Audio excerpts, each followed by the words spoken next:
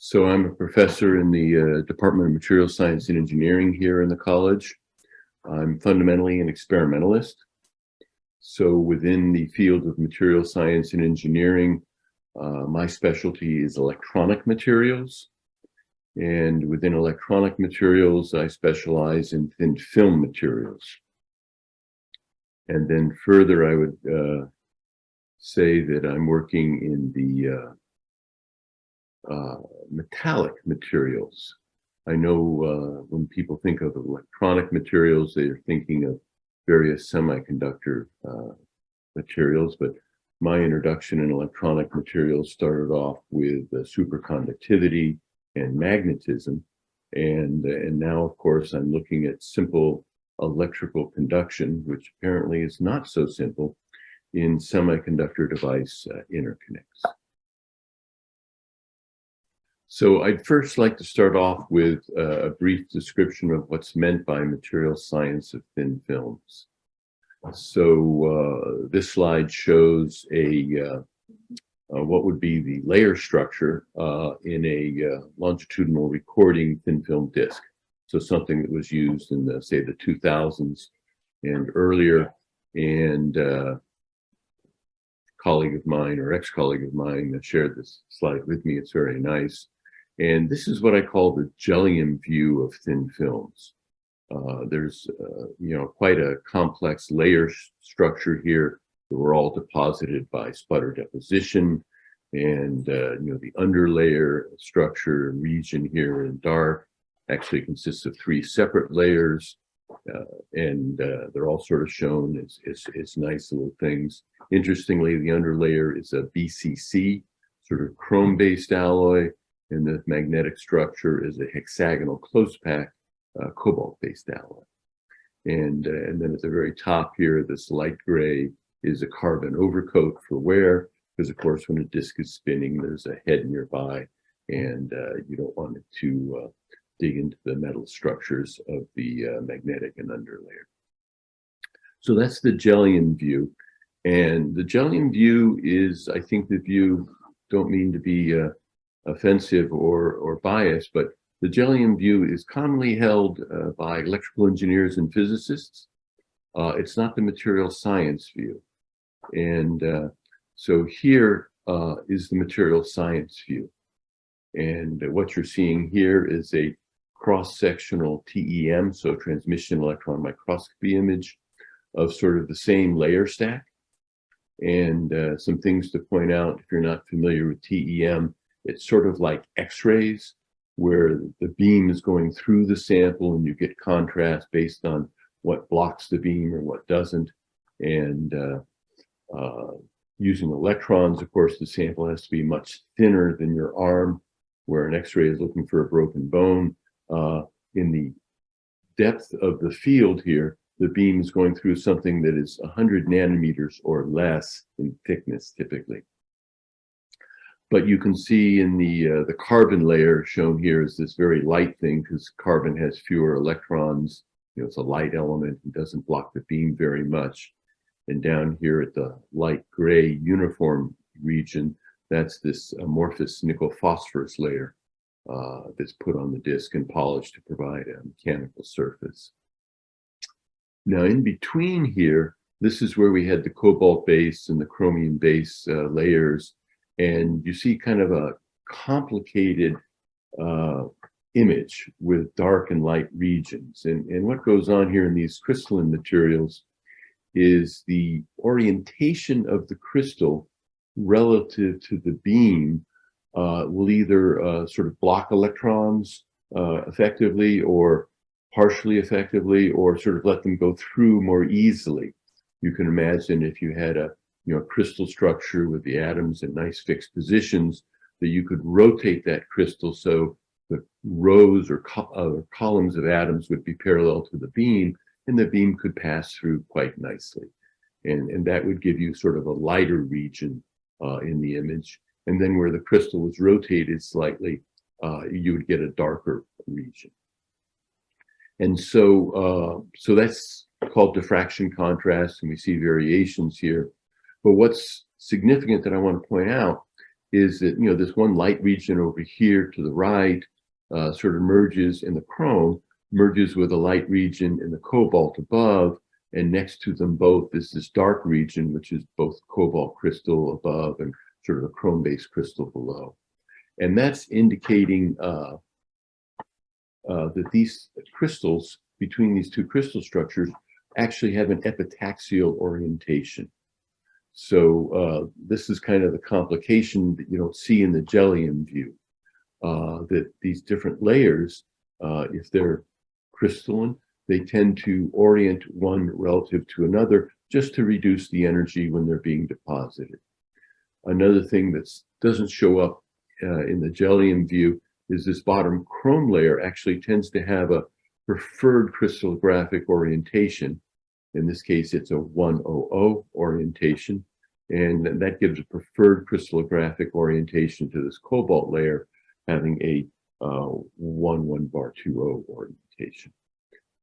But these different crystallographic orientations affect the properties of the materials in the layer. And the last thing I want to point out here in this layer is that the Jellium view shows the bottom of this carbon layer to be perfectly flat. And if we look in here in the real sort of image of the real material, the bottom of the carbon layer has significant undulations, 50 angstroms or more. And how does this occur? Well, when the atoms come down in a sputter deposition process, they don't come down like snowflakes and then stick wherever they hit. They actually come down, and then they're quite mobile on the surface of the growing crystal, and they can move sideways to go to favorably energetically favorable positions, and that usually depends to some extent on the orientation of the crystals. So this variation in thickness is actually due to the lateral motion of atoms as they're raining down and moving to form the layers. So that's where I'm going to stop in terms of the material science of thin films. If the Jellium view is adequate for your needs, then it's certainly the easiest, and you should go with it. However, if you're not quite getting what you want out of your thin film, then you may need to go more into the structural issues that are typically handled in the world of material science. So this talk is supposed to be about semiconductor interconnects, and so let me just introduce that with this figure in the upper left. The size bar here in the bottom is 10 microns. So these are very, essentially these wires that you see running through space at sort of 3 different levels. They're about 1 micron by 1 micron each. So this was, the technology in the 1990s. They don't, of course, stand out in free space like this when they're made. They're actually made and built into and encased in SiO2, or a variation thereof, a dielectric. And so you see the wires running, 2 different directions, and you see these short little stub pieces in between levels of metal that are called vias. So each sort of plane which has wires in it is called a metallization level, and they're patterned in various ways. So the other thing that sort of came out of the 1990s in the world of semiconductor interconnects is I'm old enough to remember how the first PC was a 33 megahertz clock, and then at 66 and 133 and 266, increasing with each generation. And then it stopped at around 2 or 3 gigahertz, where we are still today in 2023. And what's going on there is that the speed of the processor used to be determined by the gate delay, i.e. the time it took electrons to go between source and drain under the gate. But since then, it's been taken over by the RC delay of the interconnects. So going back to this image and imagining these wires, of course, are all spaced or filled in with a dielectric current trying to move through this one wire. All these other wires are at approximately ground, and it looks like a giant capacitor just due to the density and proximity of all the wires one to another. And that RC time constant is actually what's limiting our computing speed today. Now here's an image from 2009 over here on the right, and the metal one is now a 16 nanometer wide wire, even though this is sort of officially the 32 nanometer node. The correspondence between nodes and physical dimensions sort of went away. And this is a cross-sectional view, and you can see we're already up to sort of 1, 2, 3, 4, 5, 6, 7, 8, 9 layers of metal. And of course, more modern systems are up around 18 layers of metal and even smaller wires. So this Moore's law scaling has been reducing the dimensions of the wire and resulting in a resistivity increase for the standard material that's copper. So the electron mean free path for copper is at room temperature due to phonon scattering is 39 nanometers. And when the dimensions of the wire get less than that, you get additional scattering and the resistivity goes up. And what's been going on as part of this, and this is sort of in the 2010s, is that the total power that the microprocessor is using is no longer in the transistors. It's not being dissipated in the transistors. It's being dissipated in these interconnects, and they don't scale as nicely. So the bottom line is the interconnects are not only limiting speed, but they're also limiting power in microprocessors. In short, the performance barriers in modern microelectronics are not the transistors, it's the interconnects. Now, there's some good news as we continue to scale. IBM has announced the demonstration of a 2 nanometer node, but they're not telling us what the physical dimensions are. But Samsung's 5 nanometer node is, they've revealed that they have a 27 nanometer device-to-device pitch. That means the wires between adjacent devices have to be less than 27 nanometers. But the electron mean free path for copper is 39 nanometers. So if we can avoid other scattering, i.e. other than phonons, and just have phonon scattering, we can actually move electrons between devices where most of the electrons already won't undergo any scattering at all. So this non-scattering transport is called ballistic transport.